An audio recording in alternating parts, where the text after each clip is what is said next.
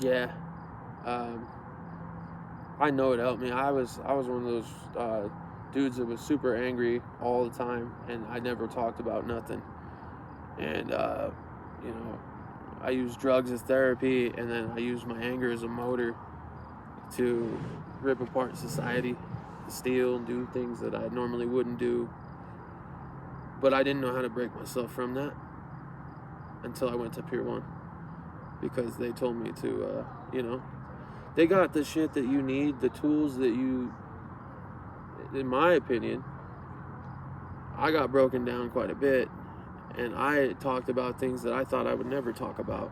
And when I realized the amount of pressure that was lifted off my shoulders,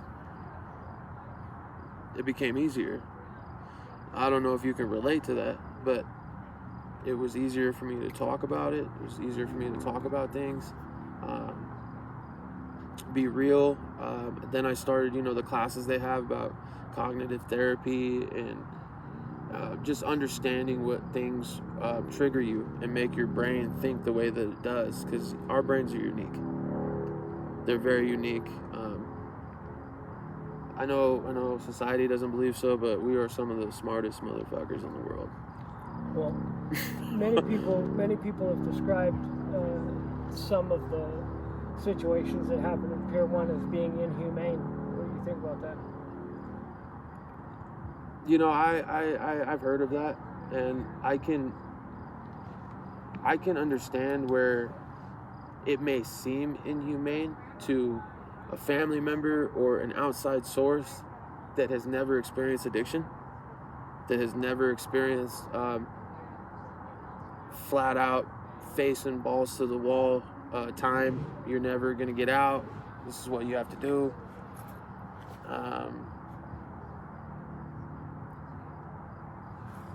Do I think it's inhumane? I don't, because does it break people? Yeah. Is that the goal? Absolutely. You got to break down that mask that you were telling me about earlier. What was it? The criminal mask? You break that shit down, man, because you know us. We hold that shit. We hold that high. And we don't let nobody break it down. Even our closest family members couldn't do it. But to hear it from somebody else, and then to be sitting across the group from you, who has experienced his own experiences on top of what I have gone through, and just to hear somebody say, "Hey, I've been through it, and it hasn't been the same walk, but it's similar shit. Let's help each other." That's literally what I felt like Pier 1 was. Yeah, you got games, you got all the bullshit consequences and stuff, but it's there to change you and there to make you better. And if you don't go in there with that mindset, then you're going right back to the joint. It's just what it is. You think the people who held on to their mask through the whole thing were not successful? I mean, you and I are looking at it. You see it every day. I mean, you know who's who. And, when I reached out to you, we started talking, man, I knew you were good.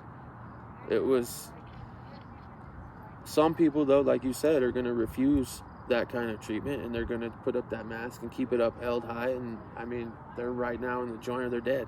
They're 6 feet under. So, because he didn't want to talk about his dad molesting him, or whoever molested him. And then he got offended, and I said, "Does that piss you off?" And he says, "Fuck yeah, it does. I hate you." I don't remember.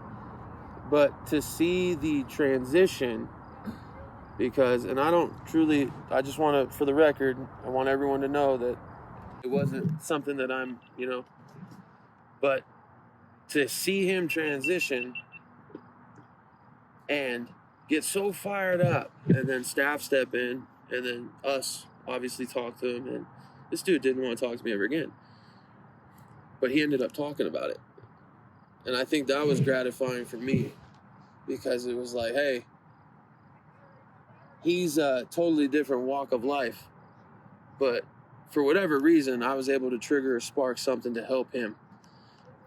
I think that's what it's about. I mean, there's several games where I was in, and people called me out on my shit and I didn't want to talk about it and I'd shut down, and then you talk about it and you just understand how good it really feels. You know what I mean? Do you think there should be more push for more programs like this? I do. I think right now, right around when you and I were leaving, they were, pushing for, it's like a weaker system, bro. Like no monad. You know what I mean? You can't be on the wall for longer than 10 minutes. Like, shut the fuck up. We were on there for 7 days at a time, bro. 7 days, bro. Okay, over a camping trip because Paul T couldn't get no fucking shrimp with his steak. That's why we were called we were called greedy ass motherfuckers, and he drove our ass home because we had a camping trip and it was cool. We were fishing, we had lodges, we had our own rooms. Obviously we had our curfew and stupid shit like that, but like we were able to like free roam and do campfires and all that. But I remember that afternoon. This motherfucker, he got to the end of the line and there ain't no shrimp. Where's my shrimp? How selfish are you, bro? Like, and then he blames everybody else for taking his shrimp. Every single other client that is in his program for taking shrimp over, and he had a fucking steak. We all got steak, okay? But he wanted his shrimp. So at the end of the day, we packed up all of our shit. We couldn't talk. We were on Monad on the bus. We got back to the place. We were on the wall for 7 days. And then we would do gaming, and then they were talking about doing marathons and freaking where we had to stay up all night and all this shit and over shrimp, bro. Over shrimp. You remember Badissi almost drowned? He lost his glasses. He's running. I do. Oh, I do. Fuck, dude. I mean, I have a lot of good memories with the people in there. I mean, obviously, you and I reconnected for a reason. You know, I had a good relationship with you in there. You know, we didn't do the same kind of stuff, but we fucking had the same kind of story, just different paths.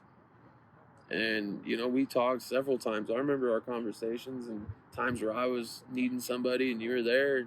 This is what it's about.